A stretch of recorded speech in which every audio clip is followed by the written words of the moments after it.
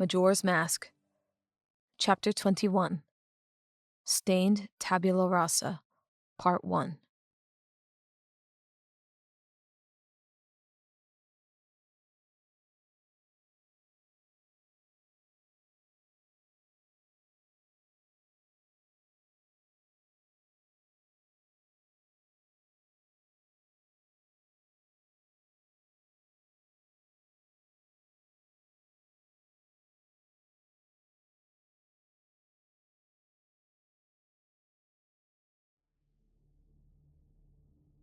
A great light tore through the nighttime sky. The Skull Kid shielded his eyes from the sudden spotlight, and the dark magic intended for Coleman left his hands to hit a blank, grassy ledge. He slowly blinked the sunlight away. He was still in the same place, above the swampy battleground where moments ago he dueled the witches. Quite suddenly, it had switched to daytime. The sky was a vibrant orange, and the moon no longer rested upon the clock tower. It took the imp a moment to find it much higher in the sky, still bearing down on Termina, but days away.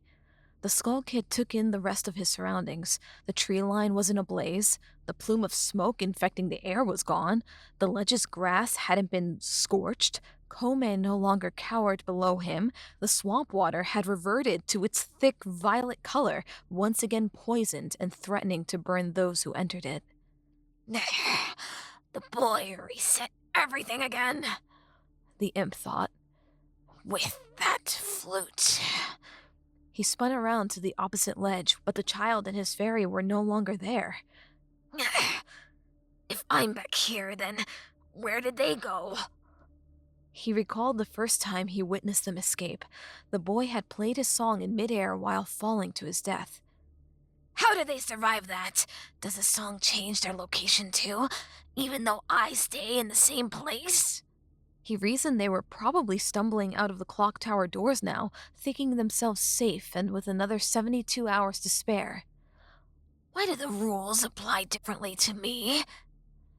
He wasn't sure if it was an advantage or a disadvantage to remain in the same place while they didn't. He turned back to the murky purple waters that refused to reflect his image. All that time I spent burning the forest. Wasted. The witches would be once again alive and at their hut. It would take another painstakingly long 3 days for the final step of his plan to near completion, and that fairy and her friend would retain all of their experiences and knowledge from previous loops. He wondered where they would head next, and what else they would accomplish. More than I thought, if they freed the swamp of its curse. He wondered if time travel had reversed everything. The spirit might still be freed from Odawa's mask. The Skull Kid felt his panic rising as he thought of the temples in Ikana, Canyon, Snowhead, and Great Bay! Instantly, his eyes widened at the thought of the pirates and eggs.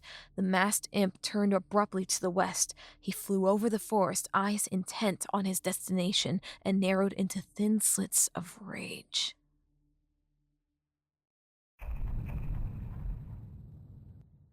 The townsfolk in the main plaza of South Clocktown never paid the clock tower doors much attention. Their colorful red markings curved around 2 half-shaded cyan circles that might be eyes. Eyes that like to stare. And just then, they opened, separating those eyes to reveal visitors. Out stepped a young blonde-headed teen, completely drenched, bruised, and thoroughly exhausted. His bag, sword, shield, and tunic were all wet, dripping water onto the plaza square. He clutched a clay ocarina tightly in his left hand, and a small white fairy accompanied him. They both stepped in, appearing stunned, haunted by a memory that robbed them of speech. Link merely stood there, looking at the busy townspeople, but not really seeing them. Tattle took a moment to return to reality too, but Link never did. All the fairy saw was his blank stare, earning him several odd glances from the passing townsfolk. Link? She asked. His only response was to shake his head. Are you still there? He wasn't supposed to be there, he said. He was supposed to be underneath the moon, on the clock tower, and he wasn't supposed to know about us. And he killed them. Link's eyes went to the ocarina in his hand and focused on the black mark. There's something we don't know about him. We still have a plan, Tattle said. You wanted to go to the mountains next, right? Maybe we'll find out more about the Skull Kid there. Remember how I said he goes there when he's weak? Something Tattle said made Link's head bolt up to the southern gate. The swamp! Link ran that way, intent on the Clocktown exit positioned just ahead. He only made it halfway across the plaza when his legs refused to carry him. Link collapsed, and his ocarina slid from his hand and skidded across the ground. What's wrong with you? Tattle exclaimed, flying quickly to his side. Link stammered, out of breath and merely lying there. What if the swamp's cursed again? What if the spirit's sealed away and the water's poisoned? You can't run down there again! Tattle exclaimed. It's almost an entire day's journey and you're not in any condition to keep adventuring. You need to rest. No, Link said immediately. I have to know if the swamp's still saved. Oh, Tin, the fairy thought. He's really lost his marbles. But she couldn't blame him. Only seconds ago, they'd witnessed the Skull Kid slay the witches. She remembered that feeling of defeat, and that sickening crunch still echoed in her mind. But I can't think about that right now, and neither can Link. Villagers grouped around them, stopping as they stared and whispered to one another. Look, I'll go and fly down to the swamp. It'll be a lot quicker. While I'm gone, you go stay at the inn and sleep. Link seemed to consider that, still lying on the ground, dazed. But last time I stole someone else's reservation, he said deliriously. Seriously? She thought. It'll be okay, Tattle said, repressing her sarcasm. Take the room and the 200 rupees again. You'll need it more than whoever else reserved it. Excuse me, declared a powerful voice from amidst the crowd. A guard stepped forward to confront the fairy and boy, tall spear in hand and armor shining. Is there a problem? Not at all, Tattle said, flying down to tug on Link's shoulder. We were just on our way. Link stumbled to his feet, still appearing unaware of his surroundings. Is your friend all right? The guard asked. His stoic expression briefly gave way to concern.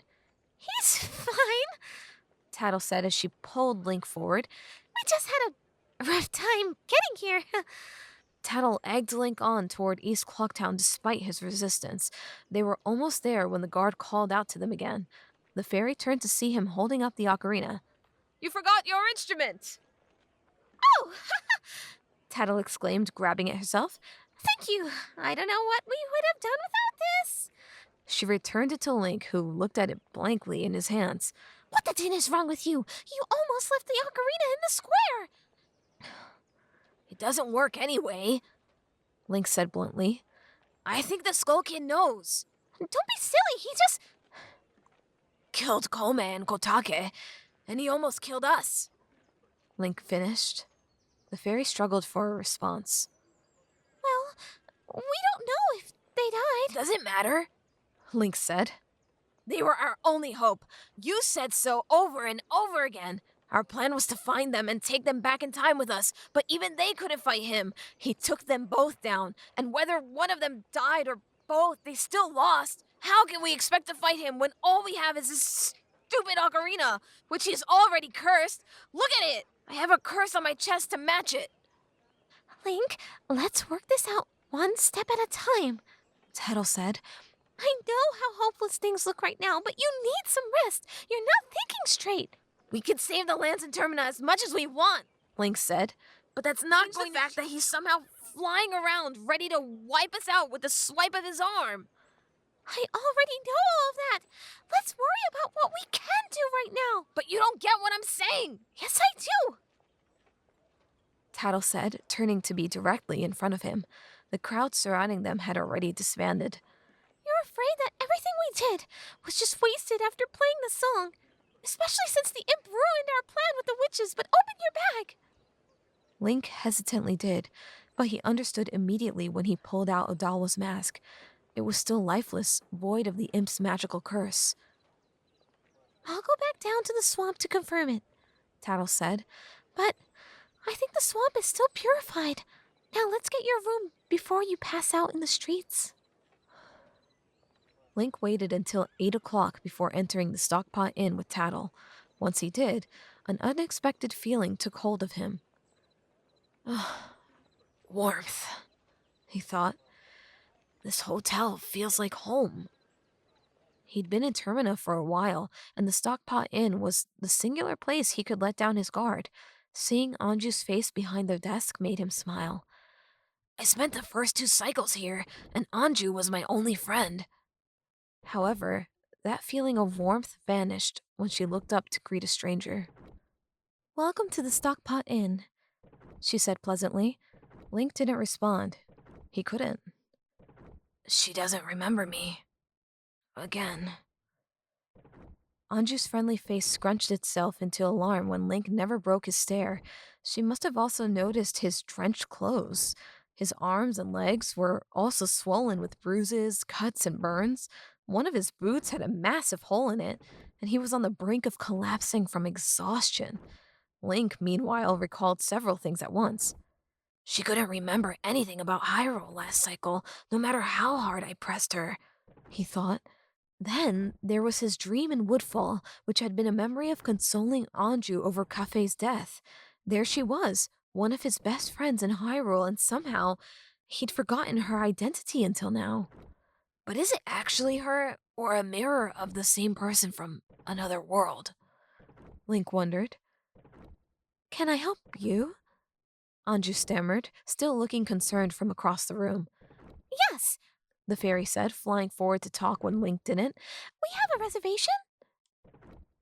Anju found it difficult to pry her eyes away from him, hesitantly devoting her attention to Tattle.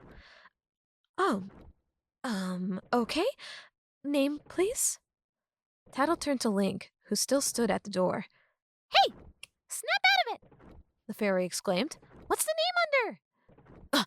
That's right, Link remembered. This Tattle wasn't there when I checked in as Mr. Ink. Link warily walked forward to join his fairy at the desk. It's under Ink? Ink, huh? She said, gazing down at her book. Yes, he said.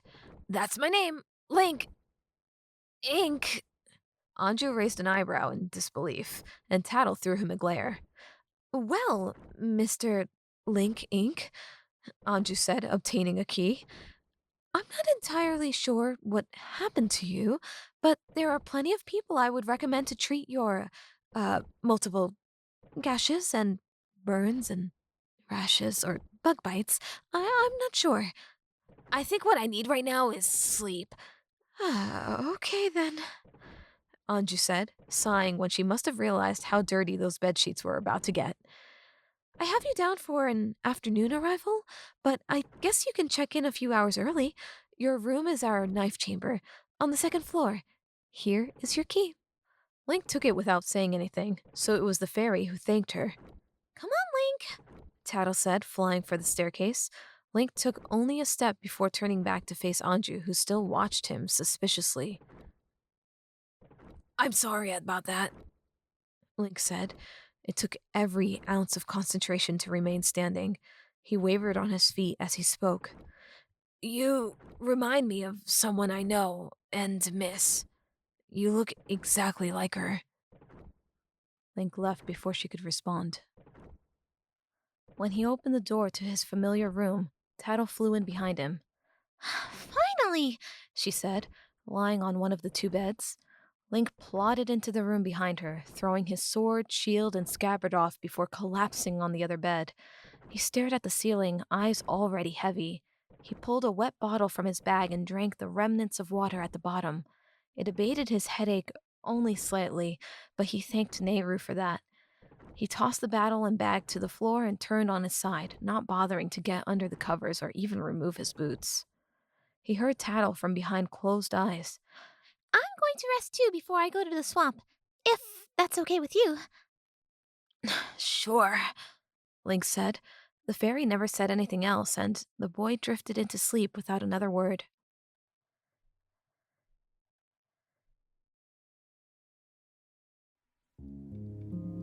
It's so pretty out here. The sky's vast sapphire blue was rivaled only by the rivers and lakes of the Zoras. The sun warmed their skin as they rested in the grass. Loose, comfortable tunics were as soft as the field against their skin. Link and Zelda lay together in the middle of Lon Lon Ranch. Horses sauntered by or sat in the distant pavilion shade. I don't ever want these days to end. Her long blonde hair framed her body like golden fire. Her blue eyes turned from the sky to meet his, their fingers locked together, arms resting side by side. Link opened his eyes. They found the blank wall of his hotel room. Zelda and the brilliant Hylian sun were gone, replaced by the darkness of the knife chamber.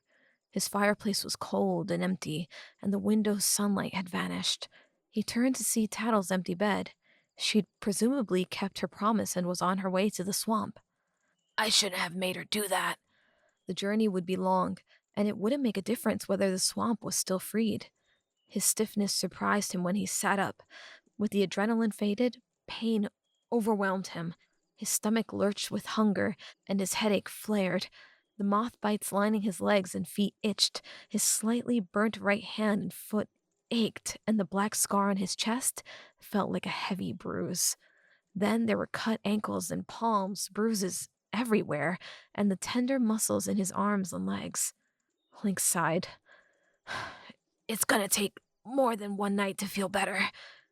He slipped out of bed, winced at the pain that caused, and walked out the door. He continued down the staircase and found the front desk unattended. Link went around the kitchen doorway and saw the innkeeper scooping food from a pot to a small bowl. She spotted him immediately, ladle upside down over the bowl. Hi, Link said. Can I help you? She asked. Yes, actually, Link said, taking another booted step into the tiled room. The kitchen was small and simple. There was a counter against each wall housing whisks, spatulas, and pans. Anju stood beside the stove. I was wondering if I could pay you for some food. She seemed amused by this request but didn't respond. I'm not sure how long I was asleep, but it looks pretty late. I don't think any of the stalls are open. I have money, but it's only 7, she said, smiling as she turned back to her pot.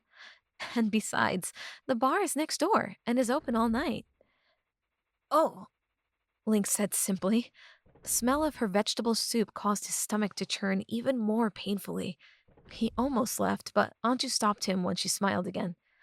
But you can have some soup. I made a little too much for me and my grandmother, so it would have gone to waste anyway. Are you sure? Link asked. I can pay. I don't want to. It's fine, Anju said. She turned to fill a second bowl. You seemed pretty distraught when you came here earlier today, so I'm sure you need it. Link went up to the counter, every step leaving him more tired than the last. Is there an exciting story behind your journey here? Link wasn't quite sure how to answer that, realizing the truth would involve time travel, dark magic, and Hyrule. Kotake's spinning through the air limply flashed across his mind first. He saw the Skull Kid's arm thrust forward as lightning pulsed from his fingertips. Link had been standing on the ledge, petrified, with his fairy by his side. His mind went numb like it had there. He imagined the Skull Kid bursting through the kitchen window, defying the time loop and slaying them both with Majora's mask. I'm sorry, Anju said, returning her ladle to the pot. Link snapped back to reality at the sound of her voice.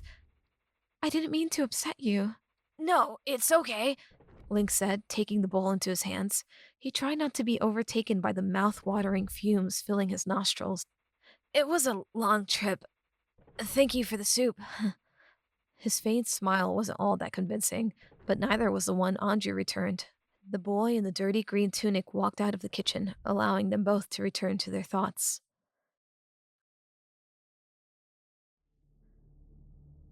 He flew swiftly. Rain stung the cold surface of his mask. The early morning sun was invisible behind the clouds. He glided along the coastline. The waves rolled atop the sandy shore beside him. The tall fortress walls stood close by. It ran between a passage formed by two cliffs. His heart rammed against his chest as he returned to the air, feet hanging limply as he levitated to the barrier's top. It only took a quick scan of the lake for the Skull Kid to realize that all of his work had been undone. There was a watchboat out, circling its perimeter. A dark-skinned, red-headed woman with a spear piloted it. Uncontrollable rage fueled the purple fire that formed in his hands. The bored pirate looked up to suddenly find death hurtling toward her. She was eradicated. Within seconds, nothing was left of her or her boat but scorched debris. The Skull Kid screamed, releasing hordes of dark magic over the spot where she'd been unable to cry for help.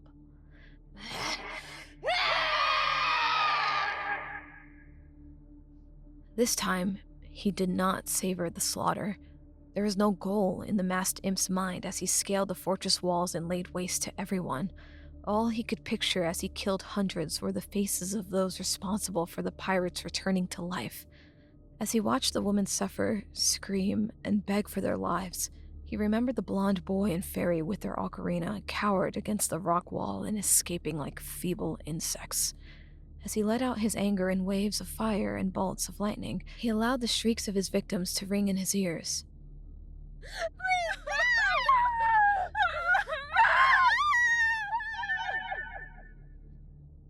He reassured himself that his anger would not run out before it could slay the true culprits. After everyone in the fortress was dead, he would go to them next. I will find them, and I will kill them.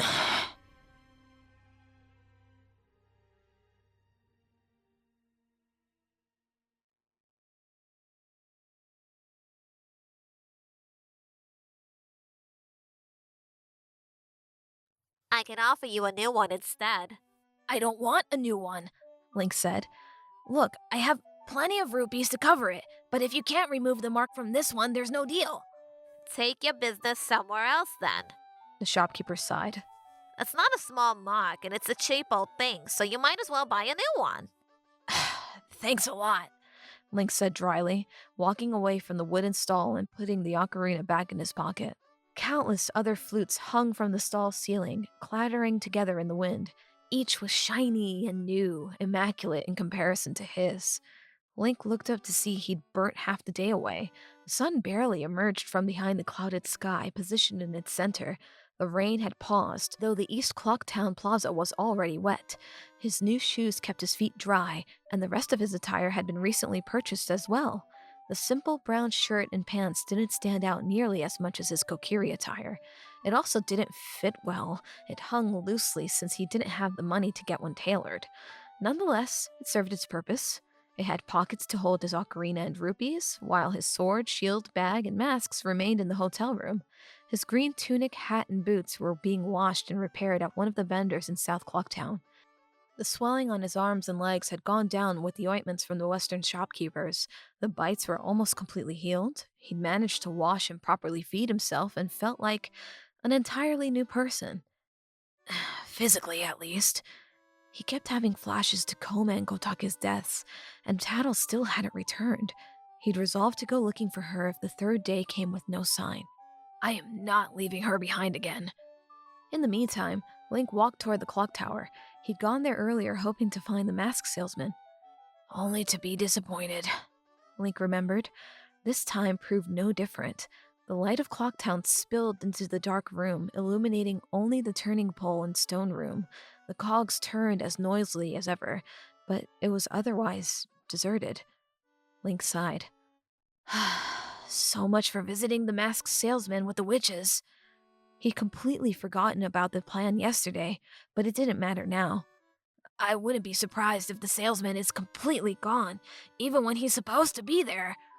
Somehow, he seemed to be defying the effects of his ocarina. Just like the Skull Kid. Link! Tattle! Link's eyes went wide and immediately searched the sky. He found his fairy flying across the square from East Clocktown. Link smiled and ran to meet her halfway. The clock tower doors creaked shut behind him. Tattle flew directly into his arms and Link embraced her. You're back! Link said, happy for the first time since the witch's deaths. It took me a minute to find you in these clothes, the fairy said. I was looking for your tweeby hat. Link backed away when he noticed something in Tattle's tone. What's wrong? Did you... His eyes widened in understanding. The swamp? Tattle's silence was all the answer he needed.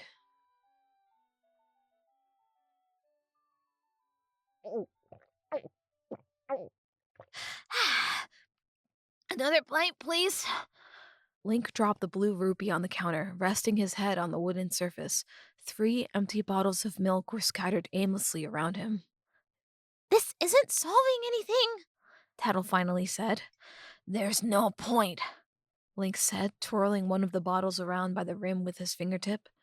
Please stop saying that, Tattle said, unable to restrain her irritation. Link opened his new bottle of milk to take a swig. The portly mustached bartender gave him a glare before moving on to another customer. He had the same faint familiarity as Anju, but Link didn't bother questioning him. It'd be pointless. He already knew. The milk bar had been open for a few hours and only a handful of people filled the stools. The stage on the far end was completely empty, though a rather large fish-like humanoid sat in a chair before it.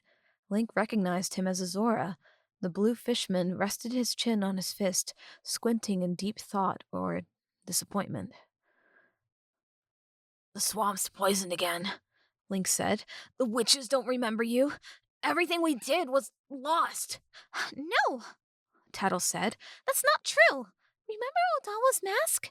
Like that means anything, Link exclaimed. There's probably another Odawa in the temple. Why else would the water be poisoned again? Not everything can be duplicated, Tattle said. You could. It took Link a moment to realize what he'd said. He looked up to find his fairy's mouth drawn into a thin line. Tattle, he said, turning from the counter.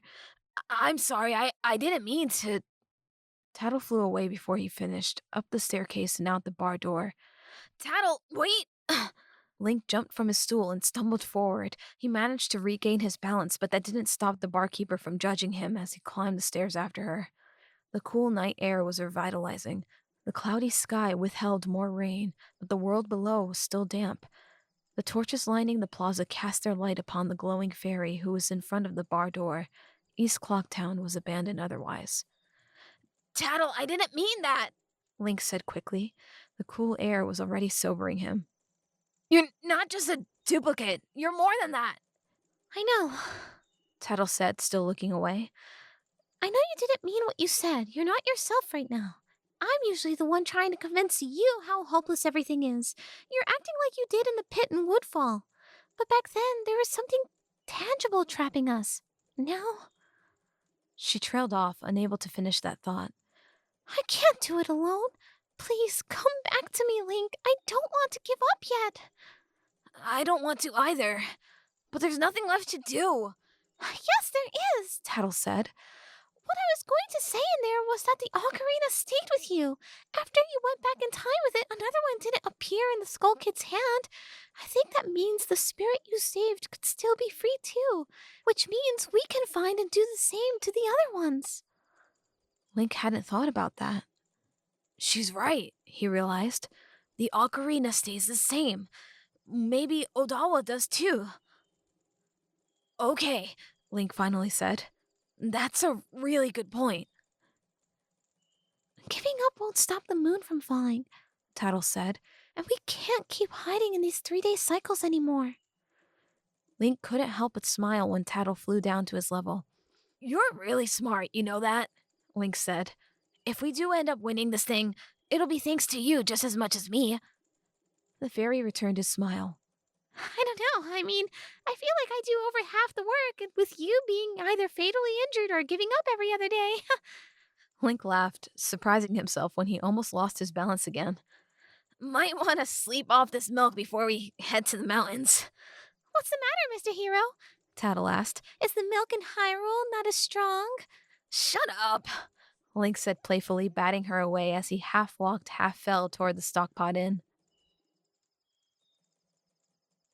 It was the final day. At 9 in the morning, Link stepped out of the Clock Tower's hotel standing tall and resolute. His green tunic and boots were clean, all rips and stains mended or cleaned. His hat finally adorned his blond head again. His sword and shield were secured to his back, and his bag rested on his hip, filled with arrows, his Deku and Odawa masks, 2 magic beans, Deku seeds, and what was left of the rupees. He walked with Tattle to the center of East Clocktown Plaza, looking up at the moon practically resting on the town walls. He smiled despite that. There's still something we can do, he thought. We still have a chance. Are you ready? Tattle asked. I think so, he said.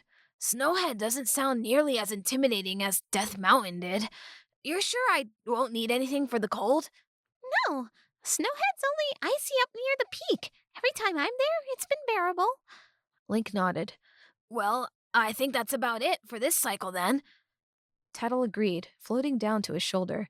He brought up his ocarina, put it to his lips, and played the Song of Time. The world around them faded as Clocktown dissipated into nothingness.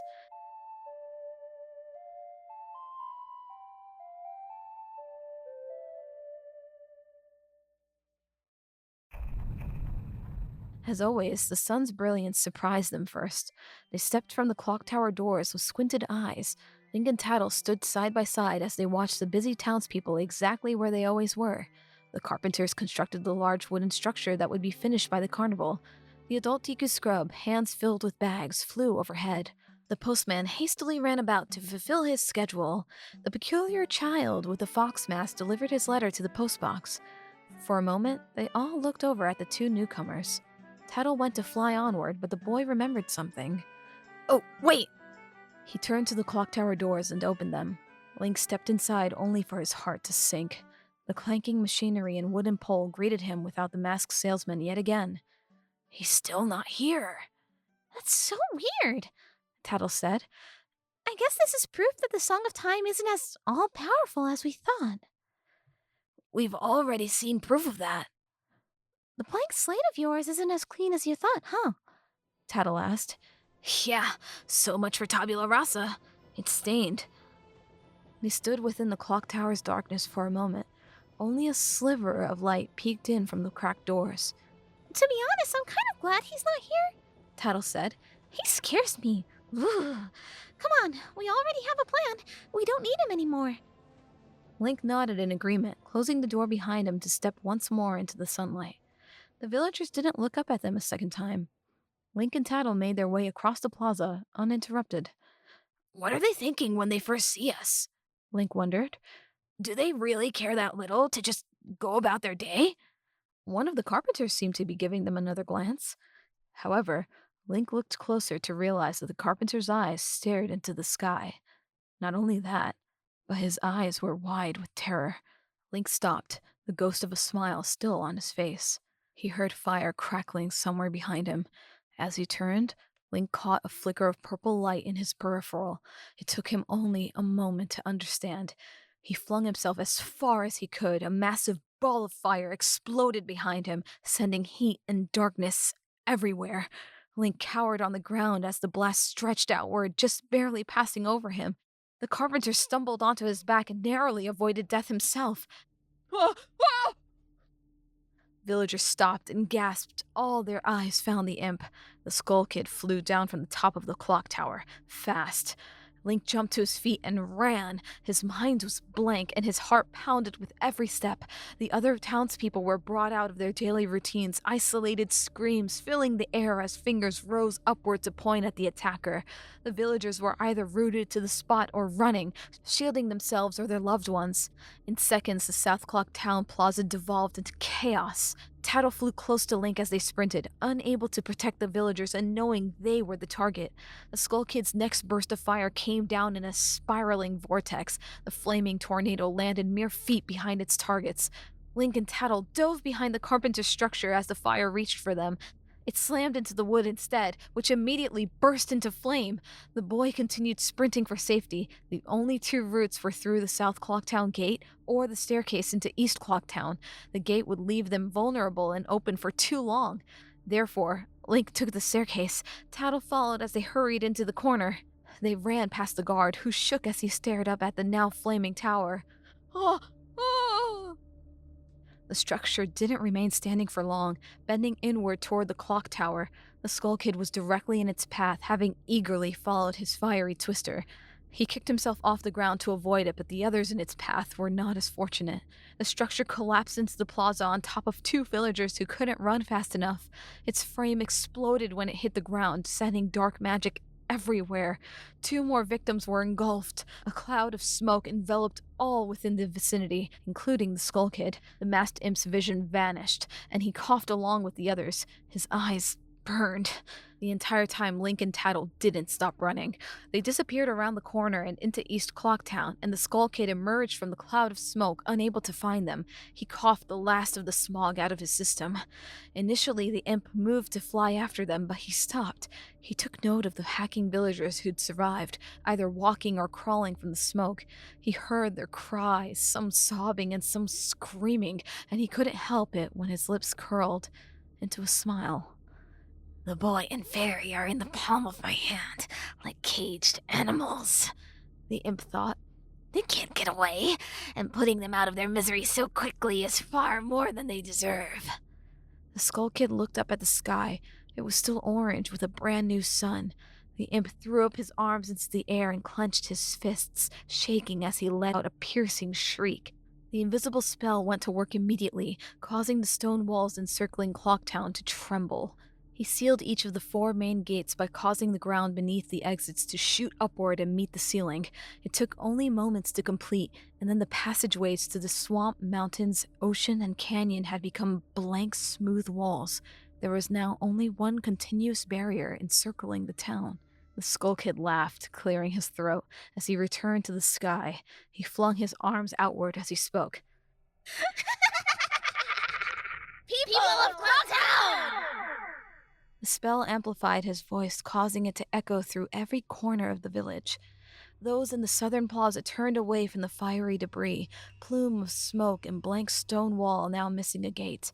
Some lay motionlessly on the ground, others shook. One man ran out of the smoke ablaze. 2 women banged on the solid wall where an exit to Clocktown had once been. A guard joined the villagers to circle below the imp, next craned up to see him. All eyes were wide in terror. I'm terribly sorry for wrecking your tower, and I hope you'll forgive me for ruining what I'm sure would have been a marvelous spectacle come the Carnival of Time. The Skull Kid delivered his magically enhanced speech with all the polish he could muster. I regret to inform you, however, that my business here is not yet concluded. The masked imp shook his head in feigned disappointment. As I'm sure most of you have noticed, a young boy and his fairy passed through the clock tower doors. The imp's eyes darted in every direction, looking to see people pouring in from the east and west districts. Obviously, the commotion had drawn a crowd. A horrified gasp came from an old woman who dragged a lifeless body from within the smoke. The man on fire finally ended his scream of agony when he fell behind a stall. I've come here to find the boy and refuse to leave until he's mine. This is where all of you come in. Bring me the boy in the green tunic with the funnel-shaped hat and the blonde hair. He'll be accompanied by his fairy named Tattle, who'll help you identify him but isn't needed otherwise. That is all I ask of you. The Skull Kid turned away from the crowd. This time, I'm talking directly to you, boy. His voice boomed. I'm not leaving this spot, and neither are you, since all of the gates are closed. But for every hour you fail to come before me, a resident of Clocktown will be slain of my choosing. There are plenty to pick from, and I promise I won't run out before all 72 hours due. He looked to the faraway moon to reassure himself. Know that all of these people's lives are now in your hands. There's no running. As soon as you play that precious ocarina of yours, you'll appear right below me, and I'll be here to strike you down.